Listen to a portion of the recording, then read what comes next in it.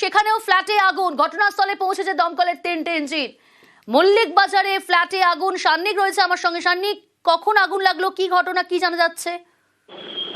দেখো, দুপুর 12:30 নাগাদ এই অগ্নিকাণ্ডের ঘটনা মূলত ঘটে বলে এখনো পর্যন্ত প্রত্যক্ষদর্শীরা জানাচ্ছেন। তাদের যেটা দাবি যে দুপুর 12:30টার আশেপাশে তারা একটি বিকট শব্দ শোনেন। এখানে একটি ফ্ল্যাট বাড়ি রয়েছে, সেই ফ্ল্যাটের ওপর গোটা এলাকা যথেষ্ট ঘিঞ্জি। কেননা যে জায়গায় এই অগ্নিকাণ্ডের ঘটনা ঘটেছে এই জায়গায় নিচেই একেবারে গাড়ির পার্টসের একটি মার্কেট রয়েছে, একেবারে ঘিঞ্জি জায়গা। এবং সেই জায়গায় যখন অগ্নিকাণ্ডের ঘটনা ঘটে তৎক্ষণাৎ কিন্তু দমকল আধিকারিকদের ঘটনাস্থলে পৌঁছে আগুনের কাছাকাছি পর্যন্ত পৌঁছাতে বেশ কিছুক্ষণের জন্য তাদেরকে বেগ পেতে হয়।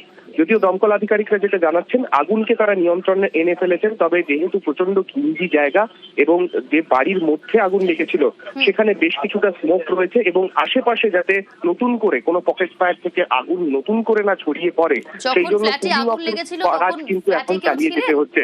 দমকলের মোট 4টি ইঞ্জিন। ফ্ল্যাটে যখন আগুন লেগেছিল তখন ফ্ল্যাটে কেউ ছিলেন? আরো একবার যদি প্রশ্নটা করো প্রিয়াঙ্কা। যখন ফ্ল্যাটে আগুন লাগলো তখন ফ্ল্যাটে কি কেউ ছিলেন?